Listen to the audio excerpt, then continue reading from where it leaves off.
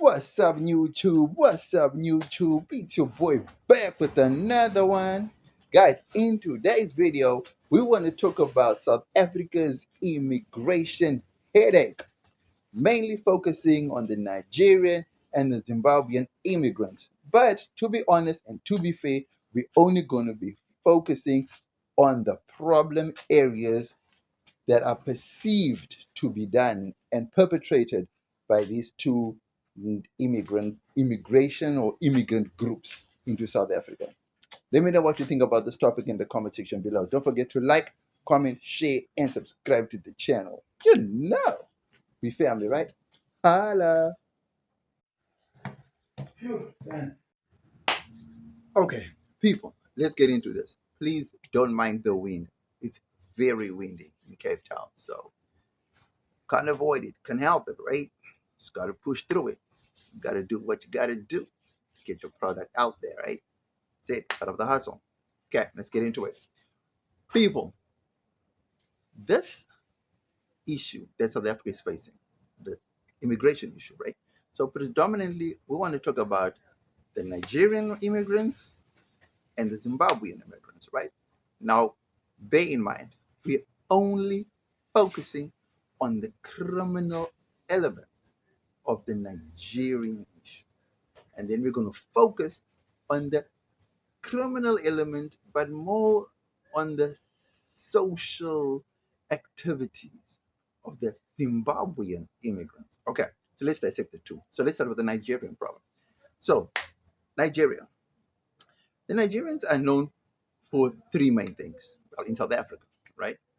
Firstly, they are known for selling illicit products, right? Like white powder, okay?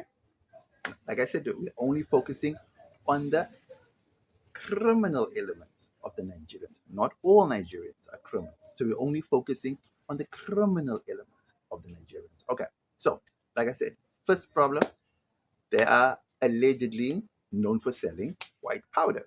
Secondly, they are known for prostitution. And thirdly, they are known for online scams. Okay, so let's take each one. Everyone says Nigerians are selling drugs, they're selling drugs. So we identified the problem. So what do? We call the police. The police don't arrest them. Or they may arrest them, but then 24 hours, 48 hours later, they're back out on the streets. Or the police just do absolutely nothing. Okay, so now that we identified the problem, call the police don't do anything per se, then we also just leave it there as a community, right? So what happens? They continue doing what they're doing. This was the first crime. Okay, second crime. The police, Nigerians are known for prostitution. Okay, we see these girls standing on the roads. We see them standing on street corners. We see them operating in bars. What do we do about it? Do we take the girls home? Do we take the girls away? No, we don't. We're afraid because we could be harmed, right? So what do? We walk past them. We just shame them. We do whatever we need to do with them. Or we even take some of the services. People that do that. We talk to the girls, like those that have young girls. Talk to them, Some even like it. But then we identify a problem. The girls are being trafficked, or these girls are doing prostitution, they're being conned by the Nigerians. So what happens? You talk to them, you tell them don't do it, but they have money, so the money are low, take them away. So there's nothing much you can do there because you can't counter the offer that's been put forth by the Nigerians. Okay, so you notice that. Thirdly, we come to the online scams. Well, it's an online scam. Okay, 419 is possibly the biggest scam that Nigerians are known for, right? So what do we do about it? We tell the police. The police call it phishing. They do what they do. They can't really stop it because when they close one down, another one pops up. So that one, again, is not what you can do in that front, right? So it comes down to all three. As South Africans, most of the time, there's nothing we can do about that because these are sophisticated crimes that involve organized crime and network and syndicates. So what do? There's nothing much we can do about it besides leave it in the hands of the law, of which the law itself is also got their hands tied and they can't do much, right? That's the first issue. Now let's move over to the second issue. This one is more complex because with this one, we have the social issue aspect, we have the employment issue aspect, we have the criminal issue aspect. And it's sad because with this one, it kind of it kind of involves a lot of moving parts to it because for the most part of it, it doesn't even involve the law for the most part. And that's the funny thing about the Zimbabwean issue. Right, now let's start with the first one. What do we complain about?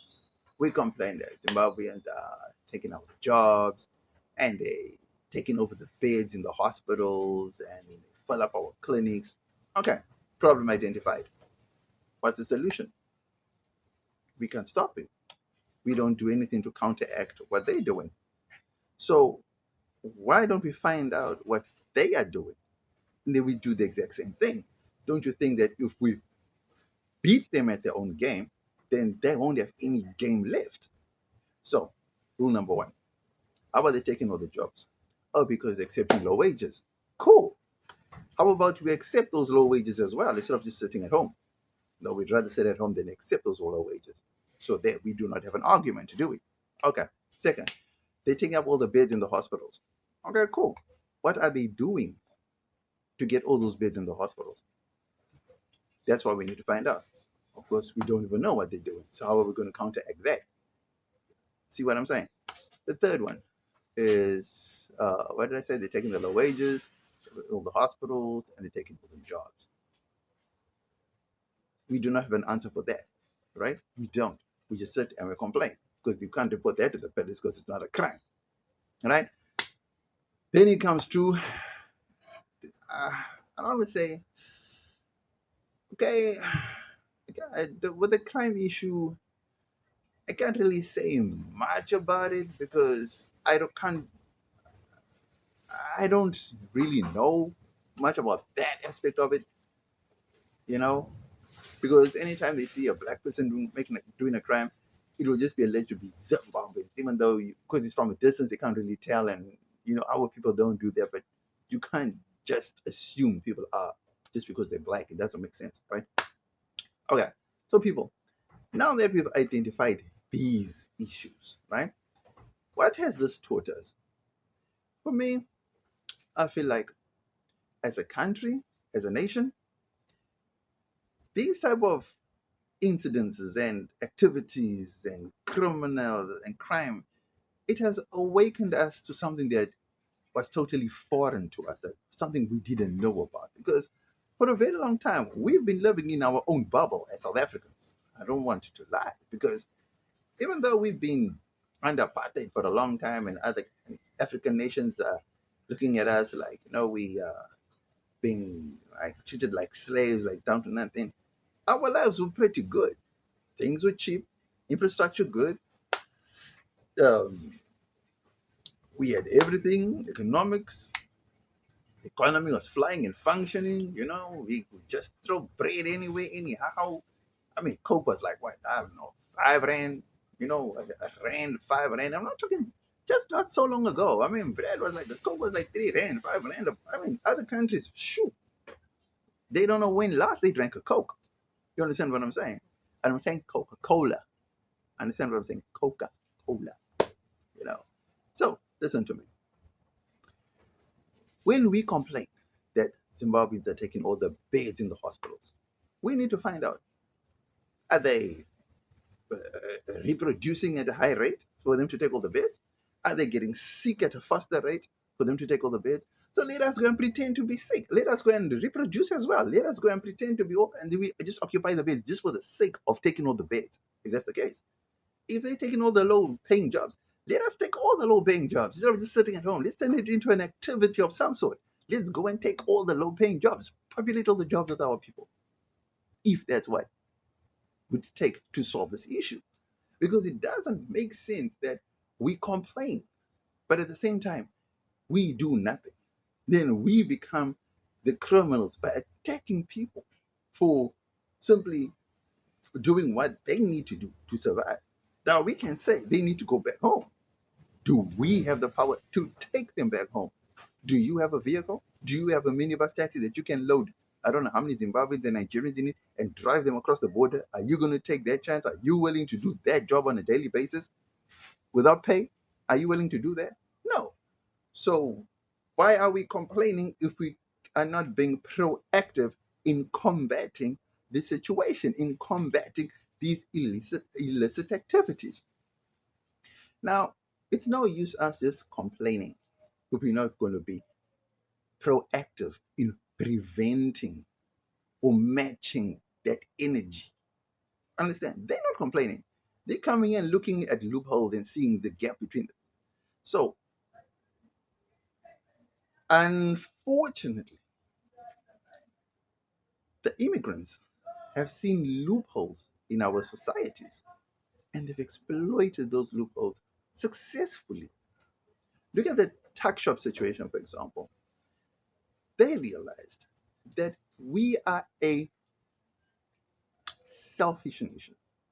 We don't do things for us, we do things for self.